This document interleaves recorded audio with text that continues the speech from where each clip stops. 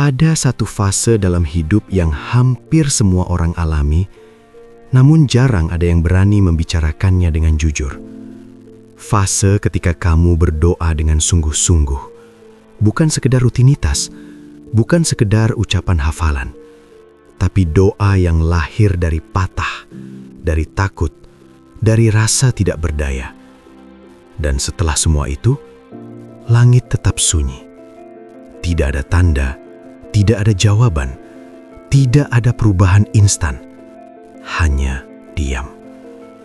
Dan di titik itulah banyak iman runtuh, bukan karena Tuhan tidak ada, tetapi karena Tuhan tidak merespon seperti yang kita harapkan. Sekarang, dengarkan ini dengan tenang. Yang membuat kita gelisah bukanlah keheningan itu sendiri. Yang membuat kita goyah adalah asumsi kita tentang apa arti keheningan. Kita terbiasa mengartikan jawaban sebagai tindakan. Kita terbiasa mengartikan perhatian sebagai respons. Kita terbiasa mengartikan cinta sebagai kehangatan. Lalu ketika semua itu tidak hadir, kita menyebutnya jarak.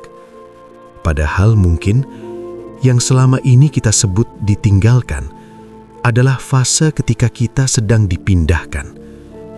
Dipindahkan dari iman yang bergantung pada rasa menuju iman yang berdiri tanpa sensasi. Dipindahkan dari hubungan transaksional menuju hubungan yang lebih dalam, lebih sunyi, lebih matang. Ini bukan konsep populer, ini bukan kalimat yang mudah diterima, tapi para pencari sejati sepanjang sejarah memahami satu rahasia. Tuhan paling aktif, justru ketika terasa paling diam. Dalam video ini, kita tidak akan berbicara tentang kesabaran klise. Kita tidak akan mengulang kalimat penghiburan yang dangkal. Kita akan membedah mengapa keheningan adalah inisiasi, mengapa rasa hampa adalah tahap pemurnian, dan mengapa mereka yang tidak lari dari fase ini keluar sebagai manusia yang tidak lagi mudah runtuh. Tetaplah bersama saya sampai akhir, karena jika kamu memahami ini sepenuhnya, cara kamu melihat doa, krisis, dan bahkan Tuhan sendiri akan berubah selamanya. Sebelum kita melangkah lebih jauh, saya ingin kamu melakukan satu hal. Tulis sekarang di kolom komentar, kamu menonton dari kota mana? Ya, tuliskan kotamu. Biarkan ini menjadi jejak kehadiranmu.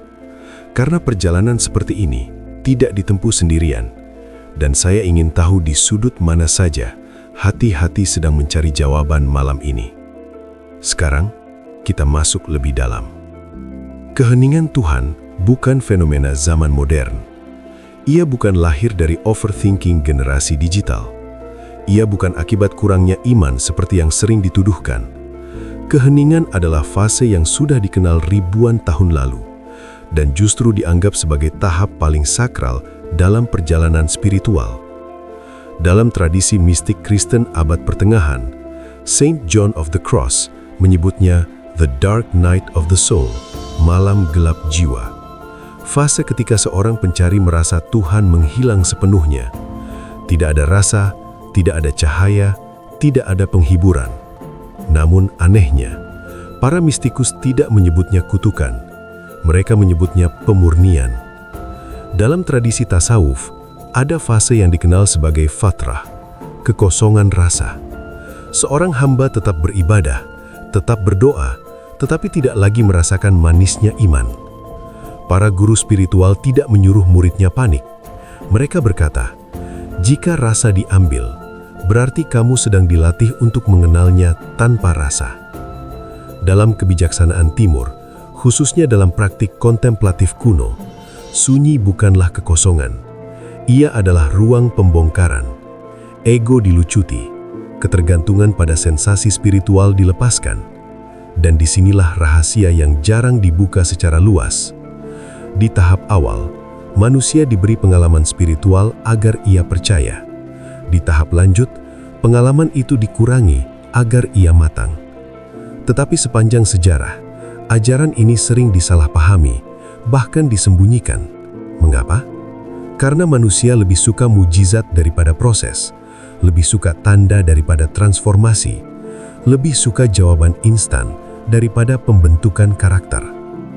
Jika ajaran ini diajarkan secara mentah, banyak orang akan mengira Tuhan sedang menjauh. Padahal dalam perspektif esoterik, justru sebaliknya. Ada satu pola yang berulang dalam kehidupan para tokoh spiritual besar. Sebelum kebangkitan, selalu ada fase sunyi. Sebelum pencerahan, selalu ada kebingungan. Sebelum kedewasaan iman, selalu ada keheningan panjang. Masalahnya, kita hidup di zaman yang tidak sabar dengan sunyi. Kita mengukur kedekatan dari sensasi. Kita mengukur keberhasilan doa dari kecepatan hasil. Padahal dalam ilmu batin yang dalam, keheningan adalah ruang kerja paling intens. Seperti logam yang dipanaskan dalam tungku tertutup. Dari luar terlihat tidak terjadi apa-apa, namun di dalam, struktur molekulnya berubah. Begitu pula manusia. Dan disinilah pertanyaan penting muncul. Apakah mungkin selama ini kita menganggap keheningan sebagai jarak, padahal ia adalah metode pembentukan paling rahasia? Di bagian berikutnya, kita akan membedah bagaimana keheningan bekerja secara psikologis dan spiritual, dan mengapa justru di titik paling gelap, fondasi terkuat sedang dibangun tanpa kita sadari. Tetaplah bersama saya, karena kita belum sampai pada inti terdalamnya. Sekarang, sebelum kita melangkah lebih jauh, lakukan ini bersama saya. Tarik nafas perlahan, tahan sejenak, lalu hembuskan dengan lembut. Biarkan bahumu turun, biarkan dahimu tidak tegang. Tidak perlu buru-buru memahami semuanya. Ilmu seperti ini tidak masuk ke pikiran yang gelisah. Ia hanya masuk ke batin yang tenang. Sekarang dengarkan baik-baik. Yang membuat fase Tuhan terasa diam begitu menyakitkan, bukanlah karena Tuhan benar-benar jauh. Yang menyakitkan adalah runtuhnya ilusi kita tentang bagaimana Tuhan seharusnya bekerja. Kita diam-diam membangun gambaran dalam kepala. Jika aku berdoa dengan sungguh-sungguh, maka jawaban akan datang cepat. Jika aku taat, maka hidup akan dimudahkan. Jika aku percaya, maka aku akan selalu merasa dekat. Tanpa sadar, kita membangun kontrak tak tertulis. Dan ketika realitas tidak mengikuti kontrak itu, kita menyimpulkan ada yang salah. Padahal yang salah bukan realitas. Yang runtuh adalah konstruksi mental kita sendiri. Keheningan bekerja seperti palu yang memecahkan berhala tak terlihat. Berhala itu bukan patung. Ia adalah ekspektasi. Ekspektasi bahwa Tuhan harus menjawab sesuai waktu kita. Ekspektasi bahwa kedekatan harus terasa hangat. Ekspektasi bahwa iman harus selalu nyaman. Tarik nafas lagi. Perhatikan sesuatu. Selama ini mungkin kita mencintai rasa tenang lebih dari mencintai kebenaran itu sendiri. Kita mencintai pengalaman spiritual lebih dari transformasi. Dan ketika pengalaman itu ditarik, kita panik. Padahal dalam banyak tradisi esoterik, fase ini disebut sebagai pembakaran ego spiritual. Ego spiritual lebih halus daripada ego biasa. Ia tidak berkata, "Aku hebat." Ia berkata, "Aku dekat dengan Tuhan." Dan ketika kedekatan itu tidak lagi terasa, ego itu mulai gelisah. Inilah lapisan pertama yang jarang dibicarakan. Keheningan memisahkan antara pencari sensasi dan pencari kebenaran. Yang mencari sensasi akan berhenti ketika rasa hilang. Yang mencari kebenaran akan tetap berjalan meski tidak ada rasa. Dan disinilah pergeseran besar terjadi. Ketika kamu tetap berdoa meski terasa hampa, tetap percaya meski tidak ada tanda, tetap berdiri meski tidak ada kepastian, sesuatu dalam dirimu sedang dibangun. Sesuatu yang tidak bergantung pada suasana hati, tidak bergantung pada situasi, tidak bergantung pada validasi. Itulah fondasi. dan fondasi tidak pernah dibangun di atas cahaya terang. Ia dibangun di bawah tanah, dalam gelap, dalam sunyi. Sekarang pertanyaannya berubah. Bukan lagi mengapa Tuhan diam, tetapi apa yang sedang dihancurkan dalam diriku melalui diam itu. Tenanglah. Jika kamu pernah melewati fase ini, kamu tidak sedang gagal. Kamu sedang dibentuk. Dan kita baru menyentuh permukaannya. Karena di bagian berikutnya, kita akan masuk lebih dalam lagi. Ke paradoks paling sulit diterima. Bahwa kadang keheningan bukan hanya proses pembentukan. Ia adalah bentuk kedekatan yang tidak lagi membutuhkan bukti. Jika kamu siap, kita akan melangkah ke sana. Sekarang, dengarkan bagian ini tanpa tergesa-gesa. Tarik nafas perlahan. Biarkan pikiranmu tidak melawan. Karena apa yang akan kita bahas di sini mungkin akan mengguncang cara pandangmu selama ini. Ada satu kesalahpahaman besar yang hampir semua orang miliki. Kita mengira kedekatan selalu terasa. Padahal, semakin matang sebuah hubungan, semakin ia tidak membutuhkan bukti emosional yang dramatis. Di awal perjalanan spiritual, manusia sering diberi rasa. Doa terasa menyentuh, hati mudah menangis. Tanda-tanda terasa jelas. Mengapa? Karena di tahap awal, jiwa butuh penguatan. Namun, setelah jiwa mulai kuat, rasa itu perlahan dikurangi. Bukan karena hubungan melemah, justru karena hubungan sedang dinaikkan tingkatnya. Bayangkan seorang anak kecil yang selalu digendong. Ia merasa dicintai karena dipeluk. Tapi ketika ia mulai belajar berjalan, sang ayah melepaskan pelukan itu. Dari sudut pandang si anak, itu terasa seperti kehilangan. Padahal, dari sudut pandang sang ayah, itu adalah kepercayaan. Keheningan Tuhan seringkali adalah bentuk kepercayaan. Kepercayaan bahwa kamu tidak lagi membutuhkan pegangan emosional untuk tetap berdiri. Masalahnya, kita terbiasa mengukur kedekatan dari sensasi. Jika hati hangat, kita merasa dekat. Jika hati kosong, kita merasa jauh. Padahal, dalam tingkat kesadaran yang lebih tinggi, kedekatan tidak lagi bergantung pada rasa. Ia menjadi stabil, seperti laut yang dalam. Di permukaan mungkin ada gelombang, namun di kedalaman, ia tetap tenang. Orang yang belum pernah masuk ke dalaman akan mengira laut sedang kacau, hanya karena melihat ombak. Begitu pula kita. Kita mengira hubungan spiritual sedang terganggu, hanya karena permukaan emosi tidak stabil. Padahal bisa jadi, di kedalaman sesuatu sedang diperkuat. Dan disinilah paradoksnya. Tuhan tidak selalu mengubah keadaan untuk menenangkanmu. Seringkali Ia menenangkan struktur batinmu agar kamu mampu menghadapi keadaan. Dan perubahan struktur batin itu tidak terasa dramatis. Tidak ada cahaya turun dari langit, tidak ada suara gaib. Yang ada hanya satu hal. Kamu menjadi sedikit lebih kuat dari kemarin. Sedikit lebih sabar. Sedikit lebih dalam. Sedikit tidak mudah panik. Dan karena itu tidak spektakuler, kamu mengira tidak ada jawaban. Padahal jawaban itu sedang membangunmu dari dalam. Sekarang, tarik nafas lagi.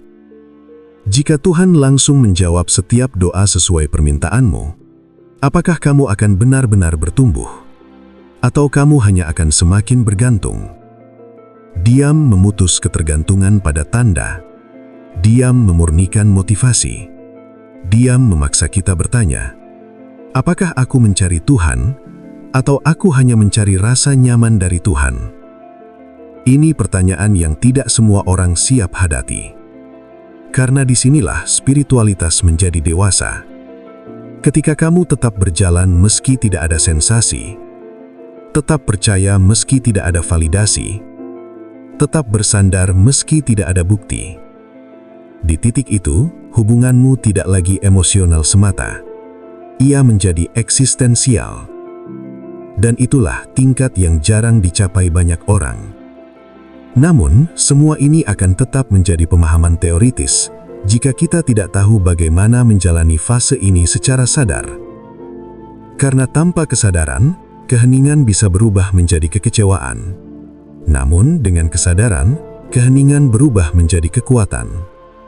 Di bagian berikutnya, kita akan masuk ke hal yang sangat praktis.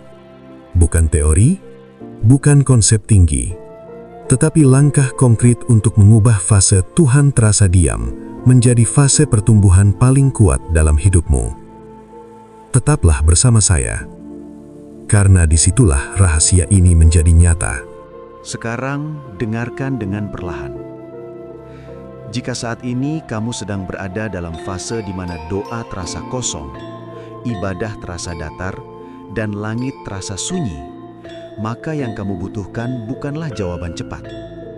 Yang kamu butuhkan adalah cara berjalan melewati fase ini tanpa kehilangan arah. Tarik nafas perlahan. Kita mulai dari yang paling penting. 1. Ubah posisi dalam doa. Selama ini mungkin doamu berisi permintaan. Ubah keadaan ini. Angkat masalah ini. Segera beri solusi. Mulai hari ini, ubah sudutnya. Jangan lagi berdoa dari posisi menuntut perubahan di luar. Berdoalah dari posisi siap dibentuk di dalam. Ucapkan dengan sadar, jika ini adalah proses, kuatkan aku untuk melaluinya. Jika ini adalah pembentukan, lunakkan egoku untuk menerimanya. Jika ini adalah ujian kedewasaan, naikkan kapasitas batinku. Perhatikan pergeseran halus yang terjadi. Kamu tidak lagi melawan realitas. Kamu bekerja sama dengan prosesnya. Dan disitulah kekuatan mulai tumbuh. 2. Latihan duduk dalam sunyi. Ini mungkin terasa sederhana, tapi dampaknya dalam. Setiap hari, 5-10 menit. Tanpa musik, tanpa kata-kata, tanpa permintaan. Hanya duduk. Awalnya pikiranmu akan gelisah. Mungkin muncul rasa kosong atau tidak nyaman. Jangan kabur, karena inilah latihan kedewasaan spiritual. Jika kamu hanya mampu merasa dekat ketika ada sensasi, maka kamu belum benar-benar bebas. Ketika kamu bisa tetap tenang tanpa rasa apapun, disitulah kamu tidak lagi tergantung pada pengalaman. Kehadiran tidak selalu harus terasa. Kadang ia hanya perlu disadari. 3. Berhenti mencari mujizat besar, perhatikan perubahan halus. Banyak orang gagal melihat jawaban karena mereka menunggu keajaiban. Padahal jawaban sering hadir dalam bentuk yang lebih tenang. Kamu tidak secepat dulu marah. Kamu lebih tahan menghadapi tekanan. Kamu lebih jernih mengambil keputusan. Kamu tidak lagi panik seperti sebelumnya. Itulah tanda pembentukan. Jawaban tidak selalu datang sebagai perubahan situasi. Seringkali ia datang sebagai peningkatan kapasitas dirimu. Dan kapasitas yang meningkat adalah jawaban yang lebih mahal daripada solusi instan. Hindari kesalahan ini. Jangan ukur kedekatan dari emosi. Jangan bandingkan perjalananmu dengan orang lain. Jangan menyebut keheningan sebagai hukuman. Keheningan adalah ruang latihan. Dan latihan tidak selalu menyenangkan. Tetapi ia membuatmu tidak mudah runtuh. Sekarang, renungkan ini. Bagaimana jika fase paling gelap dalam hidupmu bukan tanda ditinggalkan, tetapi tanda kamu dipercaya untuk naik level? Jika kamu bertahan di fase ini dengan kesadaran, kamu tidak akan keluar sebagai orang yang sama. Kamu akan keluar lebih stabil, lebih tenang, lebih dalam. Dan di bagian terakhir, kita akan menyatukan semua ini dalam satu pemahaman utuh yang akan mengubah cara pandangmu selamanya. Sekarang, kita kembali ke pertanyaan awal. Mengapa Tuhan terasa diam saat kita paling membutuhkan? Setelah semua yang kita bahas, mungkin pertanyaannya tidak lagi sama. Mungkin yang berubah bukan jarak Tuhan. Mungkin yang sedang berubah adalah dirimu. Keheningan bukanlah ketiadaan. Ia adalah ruang. Ruang di mana ekspektasi dihancurkan. Ruang di mana ego dilucuti. Ruang di mana iman tidak lagi bergantung pada sensasi. Dan ruang seperti itu tidak nyaman, Tetapi justru di ruang itulah fondasi terkuat dibangun. Coba perhatikan hidupmu. Fase mana yang paling membentukmu? Apakah saat semuanya mudah? Atau saat kamu merasa sendirian, bingung, bahkan hampir menyerah? Sebagian besar manusia bertumbuh bukan karena jawaban instan. Mereka bertumbuh karena bertahan dalam ketidakjelasan. Dan mungkin, keheningan yang kamu alami bukanlah penolakan. Ia adalah undangan. Undangan untuk percaya tanpa bukti. Undangan untuk berdiri tanpa pegangan rasa. Undangan untuk mengenal Tuhan tanpa bergantung pada tanda. Inilah tingkat kedewasaan spiritual yang jarang diajarkan, karena ia tidak menjanjikan kenyamanan, ia menjanjikan kedalaman. Dan orang yang dalam tidak mudah runtuh oleh keadaan. Sekarang, izinkan satu pertanyaan ini tinggal di dalam dirimu. Jika Tuhan benar-benar sedang membentukmu melalui keheningan ini, apakah kamu akan tetap bertahan? Jika video ini membuka sesuatu dalam batinmu, tekan tombol like agar lebih banyak orang yang sedang berada dalam fase sunyi menemukan pemahaman ini. Tulis di kolom komentar, apakah kamu pernah mengalami fase di mana Tuhan terasa diam, dan apa yang perlahan kamu sadari darinya? Dan jika kamu ingin terus menggali kebijaksanaan esoterik, rahasia batin, dan spiritualitas praktis yang jarang dibahas secara terbuka, pastikan kamu berlangganan channel ini. Karena perjalanan kesadaran tidak berhenti di sini.